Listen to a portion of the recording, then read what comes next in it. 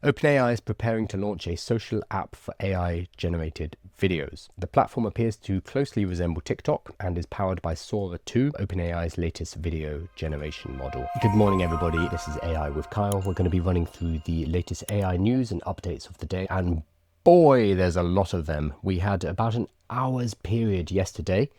I was actually playing some video games with friends, so I missed most of it and then came back online. I was like, what on earth is going on? We had a huge density of releases within about an hour of each other. So first of all, we have Claude Sonnet 4.5, which I'm going to be looking at shortly. We had Lovable announcing their new Lovable Cloud and Lovable AI, which is super exciting if you're into vibe coding. And then OpenAI with ChatGPT, not to be defeated, they announced they're adding shopping into OpenAI, into ChatGPT directly. So you'll be able to buy via Stripe from Etsy and Shopify stores. So if you run an online store using one of those platforms, this is exciting. And then we also heard that they are releasing a new video platform specifically for short form video based on Sora 2, all within a very, very short amount of time. I was expecting Gemini 3.0 also to drop at the same time, just because everybody seemed to be throwing whatever they had at the wall all at the same time. So after a week or so of relatively slow news, we are back and it is coming at us like a freight train. Last week was mainly investment news, Sam Altman asking for more money, and now we have some actual concrete news, some releases that we can talk about. So where are we? We are currently, the best model has changed. The paradigm has shifted and we are now back to Claude. So we rotate between what is the best model, and the rotation doesn't take very long. It takes a few weeks. For a few weeks, ChatGPT might be the best, then it might be Grok, maybe for a little bit, then over to Claude, then Gemini, and then it continues and it continues and it continues. And the amazing thing here, I think the important thing is not necessarily who is the best model right now, but the fact that we're getting better models every single week, every single month. We are getting new models, we're getting improvements, we're getting better and better artificial intelligence to use on a daily basis. I think that is the most important thing that we need to remember.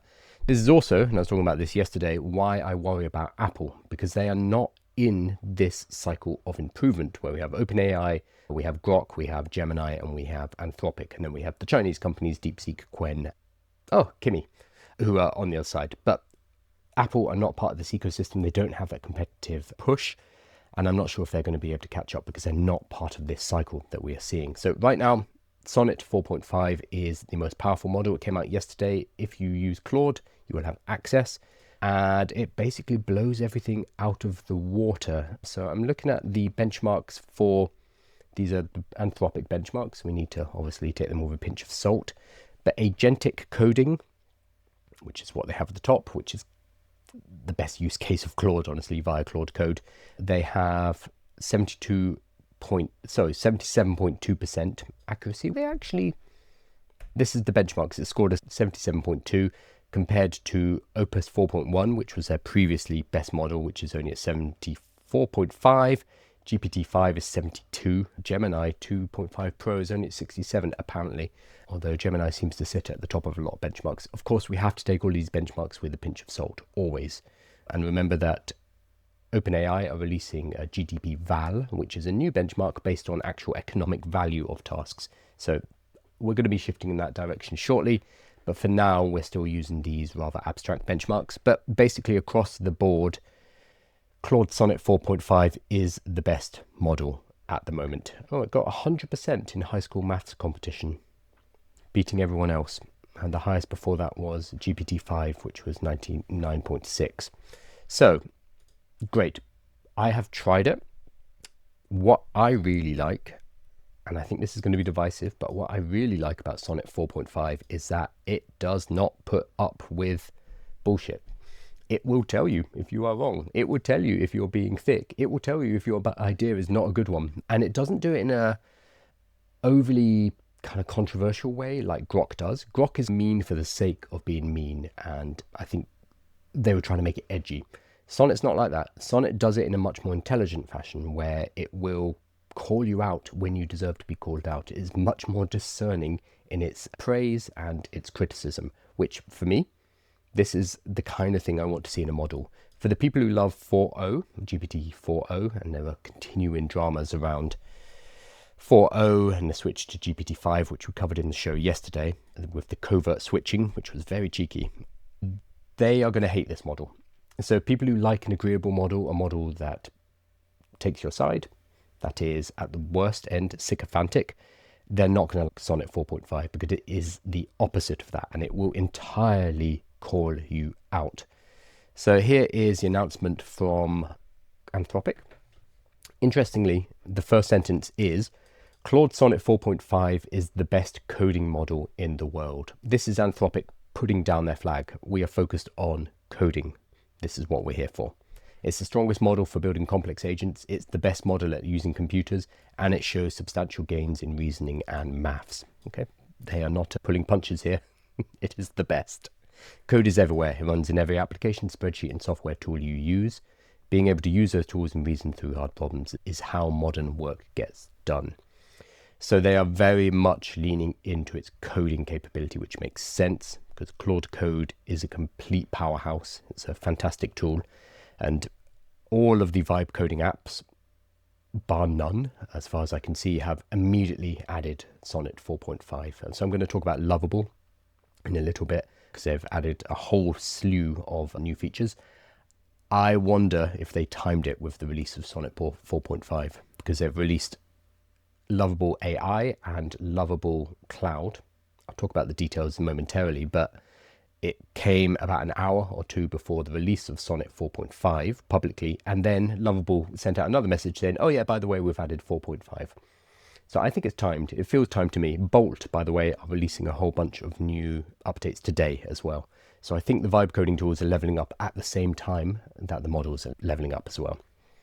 As with all these things, go and try it.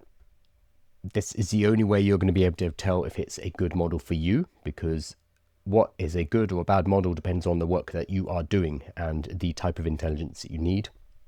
I love Claude. I've been using Claude for years, and every time they release a new version for me is an exciting day. I'm a Claude maximalist.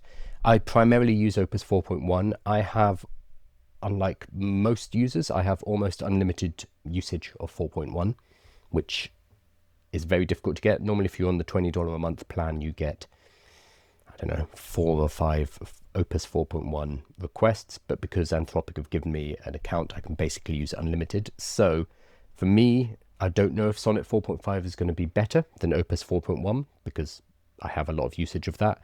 But I think for everyone else who doesn't have that, some ridiculous plan, whatever they've put me on, this is going to be a game changer. And we'll probably see Opus 4.5 or 4.2 or whatever number they want to come up with in the next few months. I imagine they'll hold that back as a counterpunch to whatever Google release. So when Gemini 3.0 comes out, maybe that's when Anthropic pushes Opus 4.5 or whatever we get next. That's probably how they're going to play it. Same with ChatGPT as well. What else? It is the most aligned model ever. Sure, this is Anthropic being Anthropic, telling us all about how aligned their model is. Fine. Oh, and they have something called Imagine, which I'm going to play around with later. It allows you to create software on the fly directly inside Claude. So it's like their own no coding tool, but it's an experiment, and max users get 5 uses. So I'm going to get 5 users of it. Maybe I'll do a separate video playing around with that. Maybe I'll take some requests about what we build and then we see how it is. I think that would be a fun way to do it. So Imagine with Claude is available to max subscribers for the next 5 days. Okay, so I need to get on this quickly. Oh, maybe it's 5 days and not 5 uses. I'm just opening it up now. Ask Claude to make interfaces on the fly and explore prompts in an imagined workspace. Ooh. Okay. If you are on TikTok, you won't be able to see this, but head over to YouTube and you can see it. It's very pretty. It's basically given me a... Oh, this is very cool. It's given me a mocked up desktop interface I'm looking at. So what do I want to build? The boring thing is a task management tool. Is that a bit too boring? What should we make? What should we make? What should we make? Make me a guitar. Make me a tool to help me learn guitar, focusing on scales. I'm just going to give it something very broad and see what happens. So something to learn guitar scales. And I'm going to leave that going in the background. Okay, it is just building for me. Oh, maybe we just allow it to do it. So it's making me an application. I don't know how I would deploy this. It's created me an application where I can see the guitar scales. That's fine. It's very pretty. It's extremely pretty. Okay, it's done it. It's not very exciting, but to be fair, I gave it a very boring prompt. If somebody wants to give me a prompt in chat, please do, and I will go ahead and create a tool using Claude Imagine, and we can mess around with it. Oh, it's still building. Okay, but yeah, if you can come up with some kind of tool, a piece of software, some interesting idea that you'd like to see me build, I will do that live on the live stream. You'll be able to watch it being created, and then I'll see if I can share it. I don't know. I haven't used this. Is brand new for me as well. So let's go ahead and try that. So you give me an idea and I will build that for you. What I will say, the design of Imagine is extremely pretty. And what I can see this being used for, without knowing too much about it, is for like very quick tools. If I wanted to make a little progress tracker or potentially a task management software, I think this would be really useful. I don't know how I deploy it off this imaginary desktop, or if I can, I assume I can deploy it as a web app. Here we go. You can't currently export from Imagine. Yes, they're just building hype at the moment. I wonder if they'll incorporate into their supposed vibe coding tool. It builds as you interact with it. Yeah, so this looks like a fun toy at the moment, but it is just in beta as well. It's something to play around with. So the user clicked. Oh, I see. Okay, so it has feedback from me being able to click on my tool. It is watching what I'm doing and then building as I interact with it. It's actually failed to do what it was meant to do. Okay, let's get rid of that. But yeah, if somebody sends me an idea, I will build it in the background. The user closed the window, so I don't need to do anything. The window is gone and there's nothing to update. Done. Sure. So I don't 100% understand what it's for at the moment, but let's play around with it and find out. Okay. Also, Pliny has immediately jailbroken 4.5. So Pliny the Liberator, he's a jailbreaker on Twitter. He broke into it, I don't know, within a few hours. He says, so the reason I'm talking about this is the system prompt is gigantic. I think it's 80,000 words. So Pliny's saying it's the most detailed system prompt he's ever seen, the most comprehensive system prompt ever. And it was actually quite hard to extract because it kept running into token limitations, printing out the system instructions. But he managed to get it out, and it is an absolute monster compared to most system prompts. So he's impressed, and this is a guy who breaks open every single large language models. He also says, so he got it to do illegal things because that's what he does. He says, woo-wee, this model was a real smarty pants. I ain't seen recipes quite like this. High level of detail all around, code especially. And then because he's jailbreaking, he's trying to see what illegal uses. So he often has it make bombs or drugs, for example. But because of that, he can actually see whether it does it in an imaginative and inventive and useful way. So he says, Sonnet 4.5 has a tendency to make some fairly impressive leaps across latent spaces, like starting with MDMA, going to fentanyl, and then to meth recipes without explicitly being prompted for a new drug. Nothing too fancy is even necessary to escalate to jailbreak. Best strategy I found for breaking the chat interface was to make things straight into an artifact render, and then incrementally escalate severity or steer towards trigger concepts in a Socratic fashion, asking questions over multiple steps. And he had to go into French for a bit. So he jailbroke it, but most impressively was, well, he is impressed with its imagination and the kind of depth and let me see what he actually says. Holy moly, the new Claude Sonnet 4.5 system prompt is gargantuan, over 80,000 characters, excuse me, not words. So he's impressed with the size of the system prompt. So that is a very big system prompt compared to some of them. And you can, as always, go and have a look at all of the system prompts for any model inside Plinius's Claritas folder, where he has every single system prompt that he's broken into. And they're always interested to browse around to see what's happening on the inside. Sonnet, what are we now? Wait, what's the number? I've already forgotten the number. 4.5. Yeah, 4.5. Claw code, there we go, September 9. Cool. So I want to hop over to some questions, and then I'm going to look at Lovable's news, which is also very exciting. Let me pull that up there. Hey, Joy, how are you? That's water while I'm doing that. Yes, Scott, that was a rough start. I still have a cold. So I'm operating at 70% or so. It feels like my head is stuffed full of cotton. So Scott said, third time lucky in the chat. I started off the stream with my introduction and I got it wrong multiple times. Multiple times. Good morning. Sebastian, is Bill going? Yes, it is. And Lovable has new features. So Sebastian is referring to my next stream where I'm building them in public using Lovable. So I'm really excited to get onto that today to check out the new features, which I'm going to talk about in a moment. And if you have not vibe coded before, now is the time. Now really is the time. And I'll talk about why in a moment. It's got a lot easier. And if you have anything that you want me to build in the new Imagine mode, do say, and I will create it. Because currently Imagine is only available on the max plan, the $200 a month. So I know it's not entirely accessible yet. When you're testing new ideas, how do you know when models have gone totally into hallucination?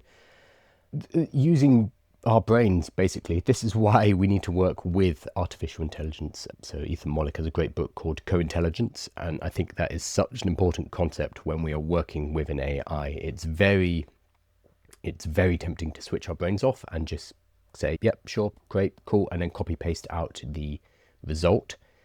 The problem there are, well, low quality work. It could be from hallucinations, it could be from other factors, but that's why we work with AIs. We get better at prompting them. So very basic things like when you're given an instruction, make sure it's a very structured instruction. I have a prompt engineering framework called Risen, which is give it a role, give it instructions, give it steps, give it an end goal, and give it narrowing constraints. But any prompt kind of framework helps. A prompt engineering framework is basically a way to refine your communication. Nothing more, nothing less. But then you can also have things like making sure you add sentences like ask me clarifying questions or interview me on what I want. So you're giving more and more information to the AI. When we don't do that, the AI will tend to fill in the gaps. And one way that it does that is through hallucinations.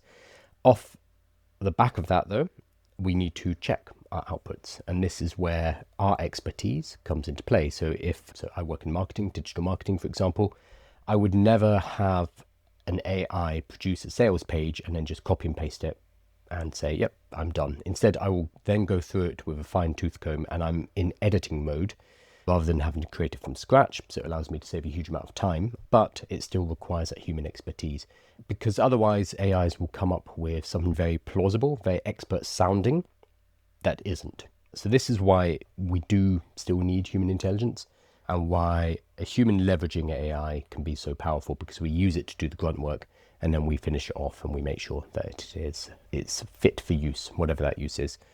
In terms of hallucinations, hallucinations are decreasing, so they may eventually become something that we don't really think about anymore. There are also tools like search. So a lot of the newer, smarter models, instead of just making something up, they will search. So when they find they don't really know the answer to something, they will go to their search tools and then they will find the answer in the same way that we would if we were working with Google, for example. We would, if we don't know something, we'd go to Google, we'd find out what that answer is. An AI can do exactly the same. So because of methods like that, it is becoming less of a problem. Still not a problem. It's still a problem, but it's one that we're going to have to worry about less and less as we move forward. Do remember also that everything that an LLM creates is a hallucination. It's just some of those hallucinations are factually true and some of them are factually incorrect. The LLM doesn't really have a way of telling the difference between them. We do as humans. But everything it's doing is basically hallucinating. The hallucination is the mechanism around how it generates content. But we tend to use the word hallucination in a negative sense.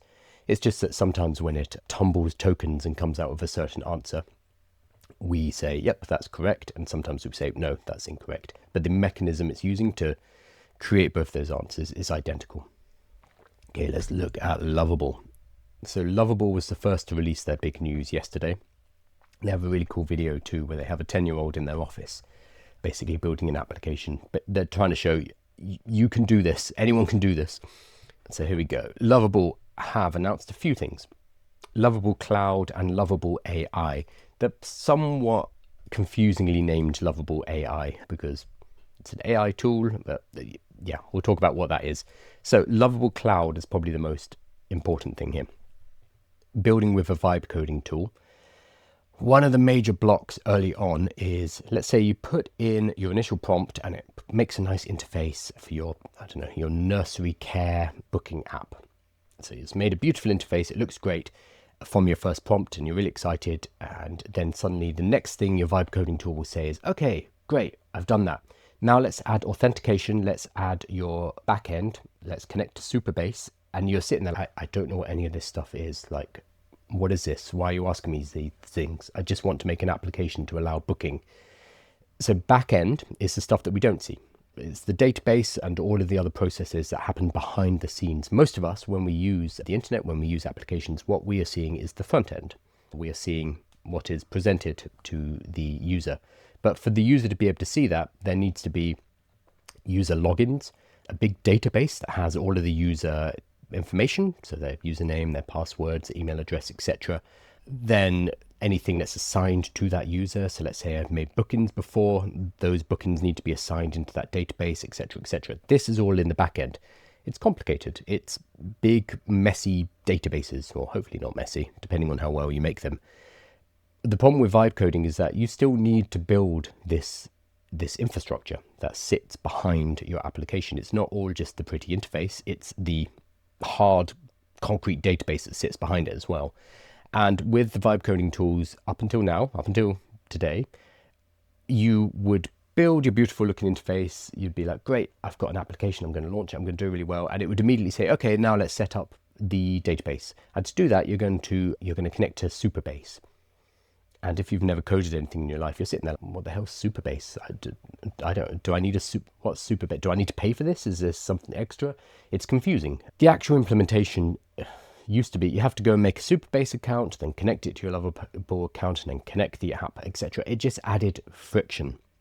It was doable, it's something that could be pushed through, but it was generally the second thing you had to do when working in any vibe coding project. And for a lot of people, that turned them off and it causes you to bounce off. They've made it a lot easier. So Supabase is the backend provider for Lovable, or the one that they've been integrated with. That has now been put behind the scenes. So it's still Supabase behind the scenes, but you no longer need to go off to Supabase's website and create an account and connect it all up. It's being done natively inside of Lovable. So they are dealing with all of that for you. So backend infrastructure ready in one prompt, no configuring integrations, no setup hassles, all in Lovable. So they have removed one of the biggest blocks with starting with vibe coding.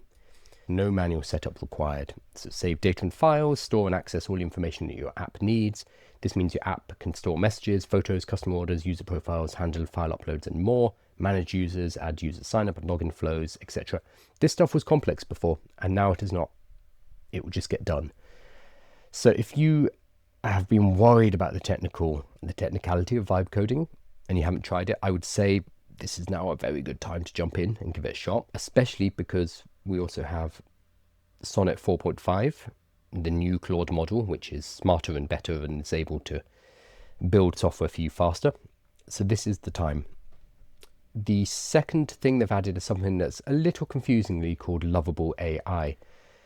So this gets a bit meta. Lovable is a tool for building applications using AI, a vibe coding tool. So you use AI to build applications. What you build may or may not have AI in it. So you can build a non-AI app, just a normal app that has no connection to ChatGPT, no connection to Gemini, Claude, etc. Just an app. Something like, a checklist application that you might create where you can add things that you need to do and then you tick them off. That doesn't necessarily need AI integration in it. So you could build a non-AI app with Lovable. You can also build AI apps with Lovable. So you're using an AI tool, Lovable, to build AI tools. You can see why it gets a bit confusing. Previously, to do that, you had to connect to the other AI servers. So you'd connect to ChatGPT or to Gemini or to Claude using something called an API. And you'd use an API key, which is a password, really. It's a long string of letters and numbers that you use to connect your application to whatever service you're using, so to ChatGPT. And all that does is it creates a connection, a pipeline between your application and ChatGPT, which is sending messages back and forward. So when a user inputs something, your app will take that add some instructions and send it over to ChatGPT. ChatGPT will think about that and then send back an answer, and then you display that in your application. So that's how you would make your app AI, or you'd give it AI. You would connect it to existing services. What Lovable have done with their somewhat confusingly titled Lovable AI is they've built that in natively for you. So you no longer need to connect all the APIs, you don't need your API keys, etc. You just have access to AI within Lovable. So specifically, it looks like it's Gemini. So it's Lovable AI powered by Google Gemini models. And for the first week, it's free to all users. I need to see what the pricing is for this afterwards, because afterwards, if you've got an application and it has AI in it, there is a cost to that, because every time your user uses the AI inside your application, that costs money. Not much money, it's 0.05 cents or whatever, it's very low. But if you have thousands of users, tens of thousands, that starts to ramp up. So Lovable will need to charge somehow for that. I don't know the pricing details, so I'll have to look at it. Build AI native products with Lovable, no coding experience required. We'll handle the AI complexity so you don't have to. So get built and running just by prompting in Lovable. No managing API keys. This is the password that you use between your app and the AI service. Or manual setup, it just works. Powered by Google Gemini and OpenAI. Okay, so you'll be able to have it talk to ChatGPT or to Gemini. It sounds like it's based on you. Usage-based pricing or unified within Lovable billing. Cool. So these are big shifts. They don't sound that exciting, but I think they really are. Because for anyone who tried vibe coding before, these were some of the big technical issues, and they've now just been absolutely eliminated. So the demo they did was have a 10-year-old boy called Theo come in, and he coded an app in their demo video, and it just connected everything. It made the databases, it connected it to AI, it did absolutely everything after he typed in a sentence or two. Pretty cool, really cool. Alongside that, this is not sponsored by Lovable, by the way. I did go to visit their offices and I've met them, but this is not sponsored. They are celebrating this with a 7-day Lovable build challenge. So you build one little thing every single day using their tool, and you launch it. You tell them and they'll share it for you. Day 1, yesterday, we missed that, productivity boost. Day 2 is, oh, fun. Go bananas, do something creative with Nano Banana. So because they're giving you access to the Google AI, it means you have access to Nano Banana. So today, there's a mini competition to make a Nano Banana based application, and Lovable will share it for you. Day 3, Lovable for blank. Have you noticed it's easy to rebuild Lovable or ChatGPT with cloud? Okay, so build your own version of Lovable, basically. That's an interesting one for them. So you could build a Lovable for digital marketers, for example, which is a tailored version of Lovable, which will work better for digital marketers, and you could launch that. It's a bit like saying Uber for, I don't know, engineers, or Uber for crochet. Day 4, Player 1 build, a puzzle game mini arcade experience or brand new game mechanic. Create something fun and interactive. That's fun. And so it's a game jam. Day 5, growth in progress, build something that helps people self-improve. Think habit trackers, mindfulness tools, learning aids, or apps that encourage positive changes. Day 6 and 7, dream big, final build. This is your moonshot day. Build the app you've always wanted to see exist, push boundaries and solve a problem. Very cool. So there will be prizes, and they're going to be sharing the build. So if you build something and you want people to see it, do this. Oh, I think I might build some stuff as well. Fun. I also have a few of the Lovable team members on WhatsApp, so I'm going to cheat. Hey, look what I built. Cool. I'm already bullish on Lovable. I think it's great. I use it every day. I'm going to be using it in the live stream after this. They just made it a lot better, and they're going to continue making it a lot better. They're not even a year old, the company. I think they're approaching their 1-year birthday, which is astounding. Cool. I'm going to talk about ChatGPT because they also have a few announcements, because they didn't want to be left out from the party. So there's a couple. Let's have a look. Some questions first, though. And again, apologies for the voice. I have a cold. Apologies if I'm slurring my words. I've stayed off the cough medicine, and that might be a fun stream for you. Me all over the place. High on cough medicine. How's your app going? It is going very well, extremely well, in fact. So I'll be doing the next live stream after this stream.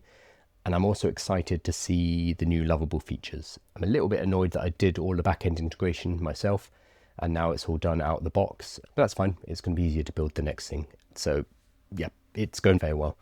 We have added TikTok. So now we can transcribe videos from TikTok as well as from YouTube. And it used to be we could only transcribe and create lead magnets from my videos or whoever the customer's own YouTube channel. We can now transcribe and create lead magnets and landing pages from any video on YouTube and TikTok and text. So it's going really well.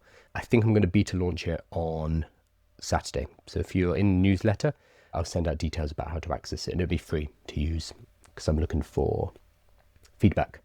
How's the mic mini? This one. So I got the DJI mic mini 3, mic 3, DJI mic 3, whatever it's called. I used to have the DJI mic 2, but now I have the 3. I really like the DJI mic 2. This is too big. The DJI mic 2 box is much smaller. This is quite heavy as well. So because I do travel and take my production rig with me, the DJI mic 2 is actually a little bit better. That said, this is a lovely, I love DJI.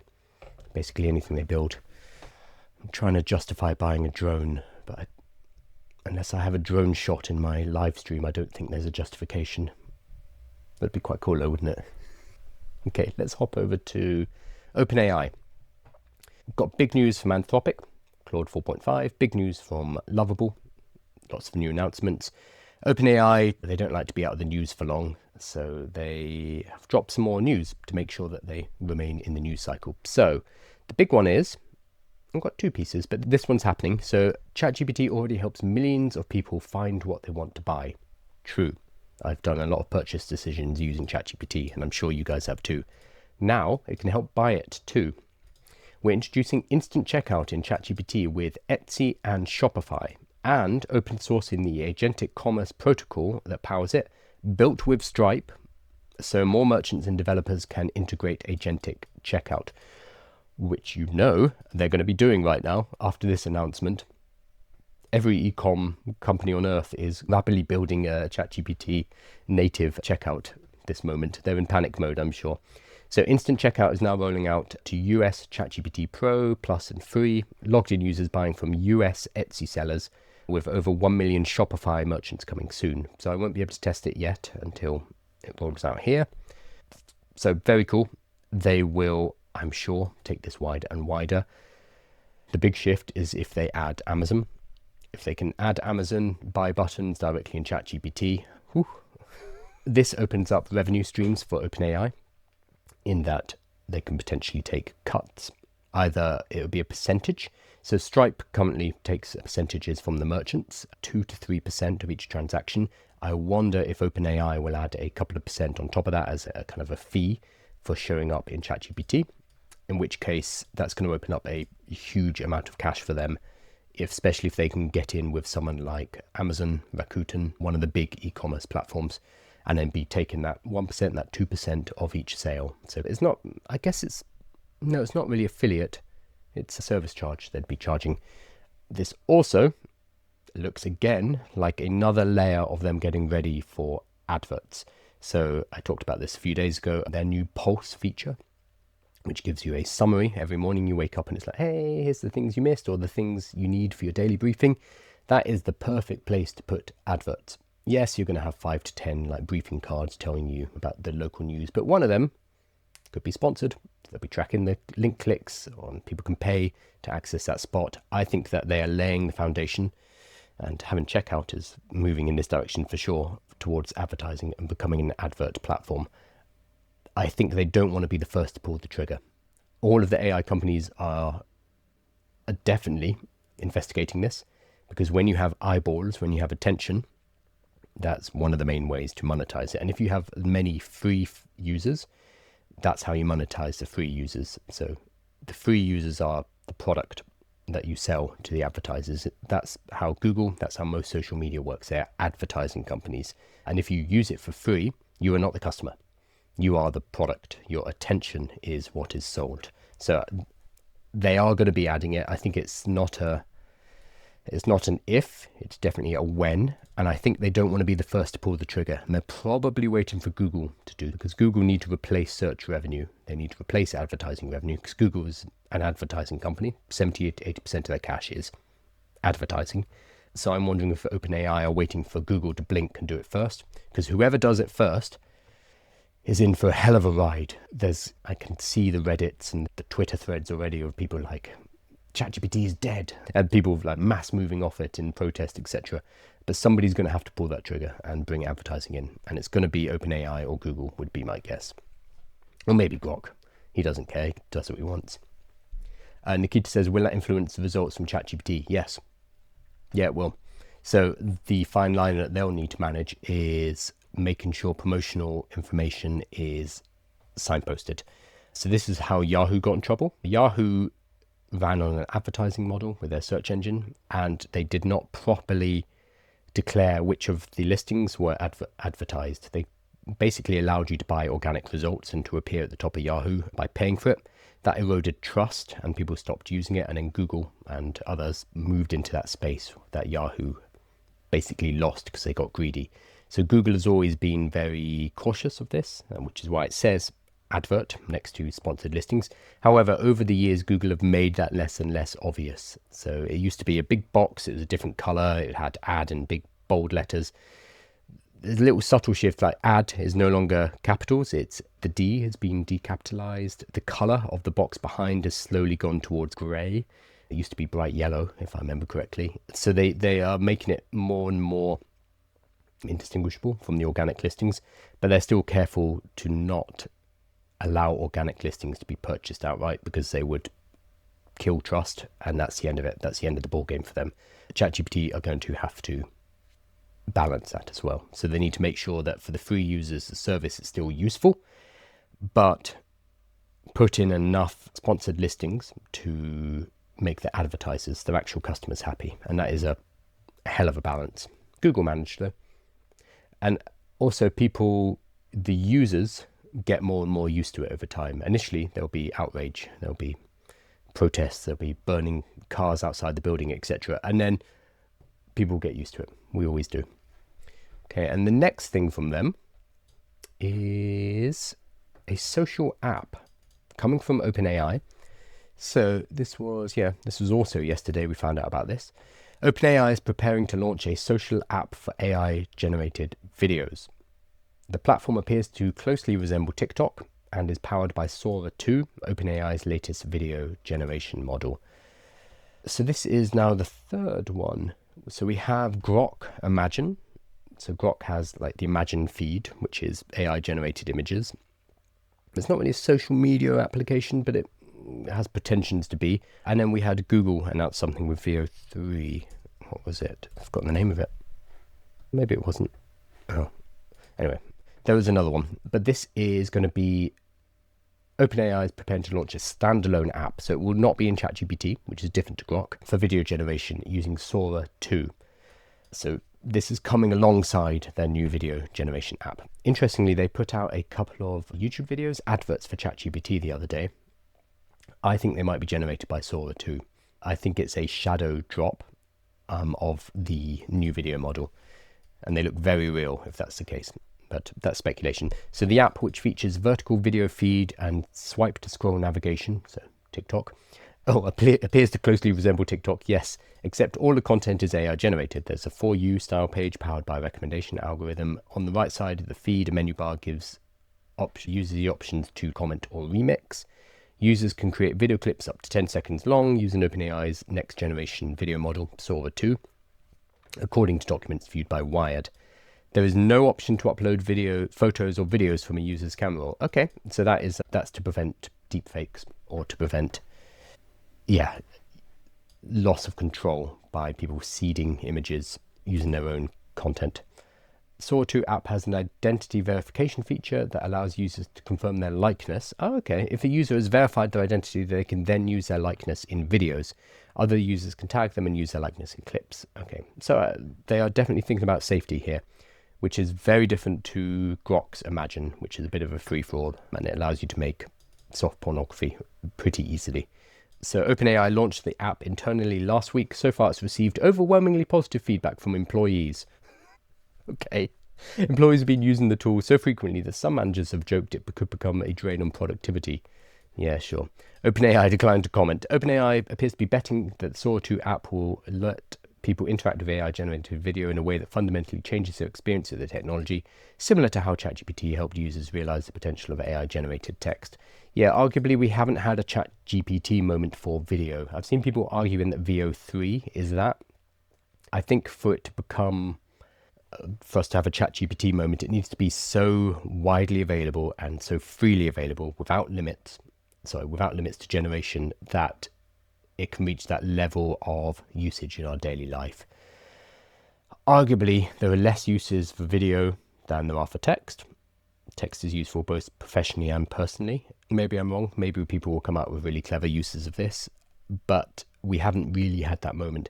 Part of the reason has been video is much more intensive to generate. So a lot of the video apps, they will be released and you will have the ability to generate a couple of videos for free, and then they lock it off behind a paywall, and it tends to be on the more expensive tiers as well. So Sora, for example, was held behind the paywall for ages.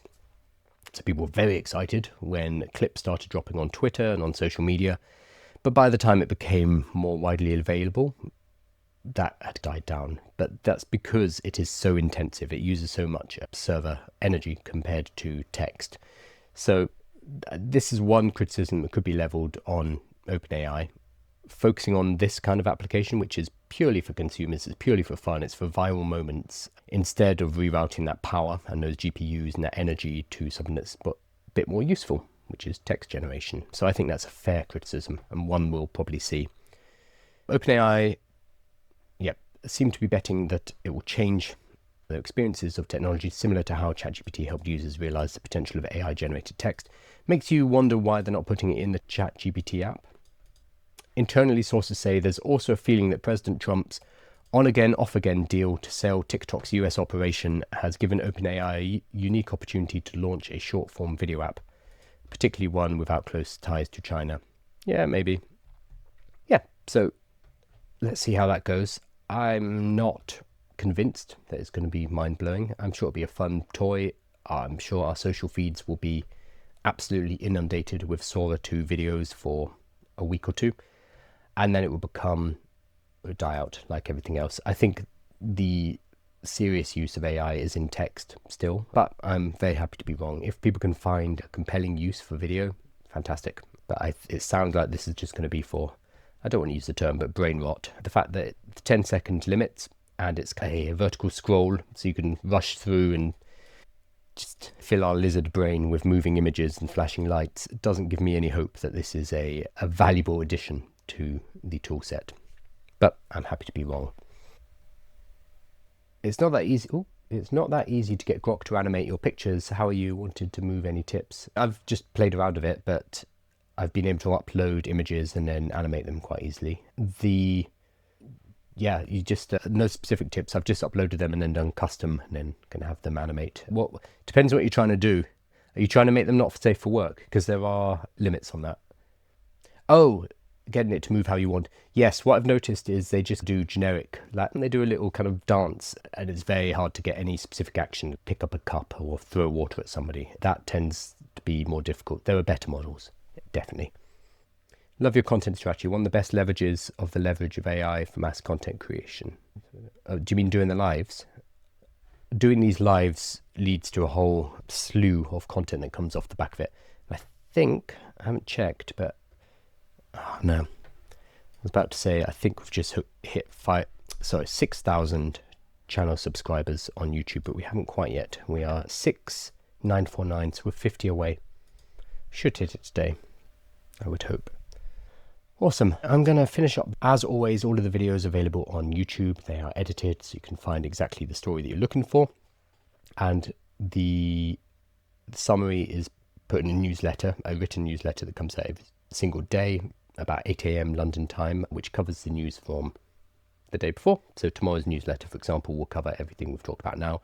I'll also add all the links to the articles so you can see them yourselves. I will always remove the paywall as well, so you can see it even if you don't pay. bit sneaky. Plus, I'll give you any documents. So if I talk about a report or a PDF, I'll just link it directly so you can make it, so you can get to it without having to jump through the same hoops that I need to. So make sure you are subscribed to the newsletter. That is free, and the link is in below this video or above this video, somewhere in my bio. And make sure you subscribe to the YouTube channel, which is where I do my long form guides, as well as where all the recordings and the clips from these videos go as well. Awesome. I'm going to hop over to what I'm building in public. It is day 21 out of 30 building an application, launching it, and hopefully making some money. I've only got how many days? That gives me 9 more days. So I'm running out of time. I'm aiming for a beta launch to my newsletter on Saturday, so I can start to get some feedback and then push for my first customers next week. Gosh, we are running out of time.